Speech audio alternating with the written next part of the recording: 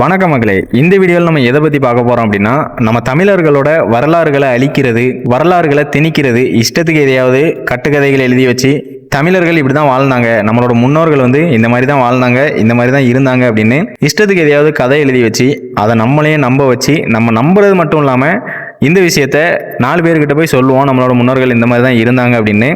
எல்லாமே நம்ம நம்புவோம் அப்படின்ற நம்பிக்கையில் திமிரில் அவங்க இஷ்டத்துக்கு எதையாவது கதை எழுதி வைப்பாங்க. இது வழக்கமாக நடந்துக்கிட்டே தான் இருக்குது. அந்த வகையில் இப்போ ஒரு சம்பவம் நடந்திருக்கு. அது என்னது அப்படின்னு பார்த்தீங்கன்னா, ஜூனியர் என்டிஆர் முருகர் வேஷத்தில் ஒரு படத்தில் நடிக்க போகிறதா ஒரு போஸ்ட் வந்திருக்கும். அது எல்லாருமே பார்த்துருப்பீங்க கொஞ்ச நாளைக்கு முன்னாடி. அந்த படத்தோட ப்ரொடியூசர் அவரோட பேஜில் ஒரு போஸ்ட் போட்டிருப்பாரு. அந்த போஸ்ட்டுக்கு கேப்ஷனில் என்ன எழுதியிருக்காரு அப்படிங்கிறத நீங்களே பாருங்கள். Born in the north, forged in the heartland, worshipped in the south. இதுக்கு என்ன அர்த்தம் அப்படின்னு பார்த்தீங்கன்னா, வடக்கில் பிறந்தவர், இந்தியாவின் மத்திய பகுதியில் வடிவமைக்கப்பட்டவர், தென்னாட்டில் வழிபடக்கூடியவர்.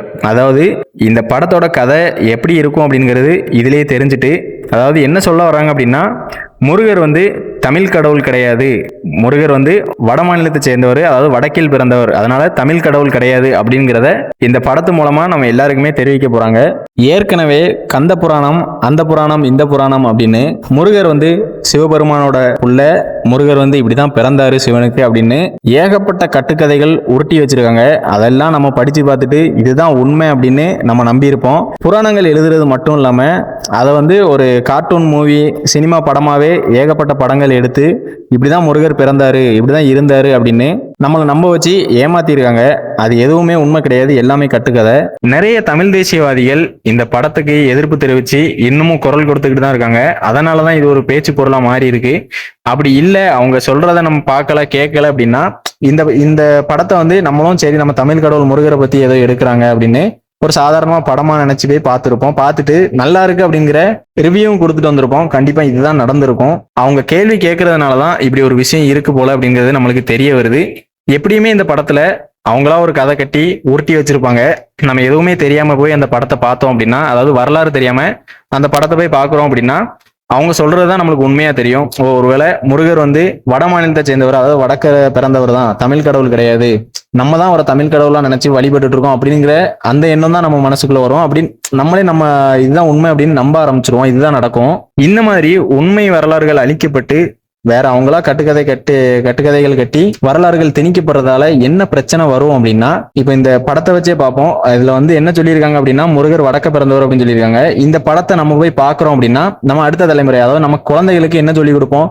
முருகர் தமிழ் கடவுள் கிடையாது, அதாவது தமிழ்நாட்டை சேர்ந்தவர் கிடையாது, அவர் வடக்குல பிறந்தவர், நம்ம தான் தமிழ் கடவுளா அவரை மாத்தி வழிபட்டு இருக்கோம். அப்போ முருகர் நம்மளோட முன்னோர் கிடையாது, முப்பாட்டம் கிடையாது அப்படிங்கிற விஷயத்தை தான் நம்ம நம்மளோட குழந்தைங்களுக்கு கடத்துவோம். வரலாறுகள் திணிக்கப்படுறதுனால இந்த மாதிரி பிரச்சனைகள் தான் நடக்கும். இது நடக்கிறதுனால என்ன படும் அப்படின்னா, வரலாறுகள் கொஞ்சம் கொஞ்சமா அழிஞ்சுக்கிட்டே வரும். வரலாறுகள் அழியிறது எப்படின்னு பாத்தீங்கன்னா, இந்த மாதிரி தான். யாரோ ஒருத்தர் தமிழர்கள் மேல இருக்கிற வெறுப்புல தமிழர்களோட வரலாறு அழிக்கணும் அப்படின்னு இப்படி ஏதாவது கட்டுக்கதைகள் எழுதி நம்ம நம்ப வைப்பாங்க. இந்த மாதிரி தான் வரலாறுகள் அழிக்கப்படுது. இது எல்லாத்துக்குமே காரணம் நம்ம அப்படின்னு தான் சொல்லணும். ஏன்னா நம்ம பாக்குறது எல்லாத்தையுமே நம்பி கேள்விகள் எதுவுமே கேட்காம இப்படிதான் இருக்கும் அப்படிங்கிறத நம்புறதுனாலதான் நம்மளோட வரலாறுகள் இப்படி கொஞ்சம் கொஞ்சமா அழிக்கப்படுது. புராண கதைகள் முழுக்க முழுக்க உண்மையை மட்டுமே சொல்லாது. ஏன்னா ஒரு புராண கதைகள்லையுமே முருகரோட பிறப்பு பாத்தீங்கன்னா ஒரு மாதிரி இருக்கும், வேற வேற மாதிரி சொல்லி இருப்பாங்க.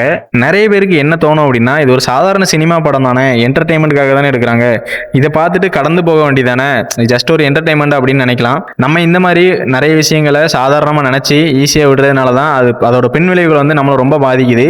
நம்மளோட வரலாறுகளும் இந்த மாதிரி விஷயங்கள்னாலதான் அழிக்கப்படுது. ஏன் அப்படின்னு பாத்தீங்கன்னா, இப்போ இருக்கிற காலகட்டத்தில் ஒரு நல்ல விஷயமோ கெட்ட விஷயமோ மக்கள்கிட்ட ஈஸியா உடனே கொண்டு போய் சேர்க்கறது என்னன்னு பாத்தீங்கன்னா சினிமாவா தான் இருக்கு. அது மட்டும் இல்லாம முன்னாடி இருக்கிற காலத்தை கம்பேர் பண்ணும் போது இப்போ நிறைய சின்ன சின்ன பசங்க, குழந்தைங்க எல்லாருமே பாத்தீங்கன்னா சினிமாவை பாக்குறாங்க. அவங்க இந்த படத்தை பாக்குறாங்க அப்படின்னா அவங்களோட நம்பிக்கை என்னவா இருக்கும்? அப்போ முருகர் இந்த மாதிரி தான் பிறந்திருக்காரு, வட மாநிலத்துல வடக்க தான் பிறந்திருக்காரு, நம்ம தான் அவரை தமிழ் கடவுளா வழிபட்டு இருக்கோம் அப்படின்ற ஒரு நம்பிக்கை அவங்களோட மனசுல பதிஞ்சிரும். அது மட்டும் இல்லாம நம்மளும் இந்த மாதிரி விஷயத்த பாக்குறப்போ என்ன பண்ணுவோம், இதுதான் உண்மை போல அப்படின்னு நம்பி நம்மளோட குழந்தைங்களுக்கு இதைத்தான் சொல்லி கொடுப்போம். உண்மை வரலாறு தெரியாம நம்ம இந்த மாதிரி விஷயங்களை தான் நம்மளோட குழந்தைங்களுக்கு கடத்துவோம். அப்படின்றப்போ நம்ம வரலாறு இந்த மாதிரியான காரணத்தால தான் நம்ம வரலாறு கொஞ்சம் கொஞ்சமா அழிக்கப்படுது. அதனால முடிஞ்ச வரைக்கும் இந்த மாதிரியான படங்களுக்கு ஆதரவு தெரிவிக்காம புறக்கணிக்க பாருங்க. அப்படி இல்லை அப்படின்னா தமிழர்களோட வரலாறு கொஞ்சம் கொஞ்சமா அழிகிறது மட்டும் இல்லாம ஒட்டுமொத்தமாக அழிக்கப்பட்டு சிதைக்கப்படும். அதையும் நம்ம வேடிக்கை பார்க்குற மாதிரி தான் இருக்கும். இதை பற்றின உங்களோட கருத்து என்ன அப்படிங்கிறத கமெண்ட்ல சொல்லிட்டு போங்க.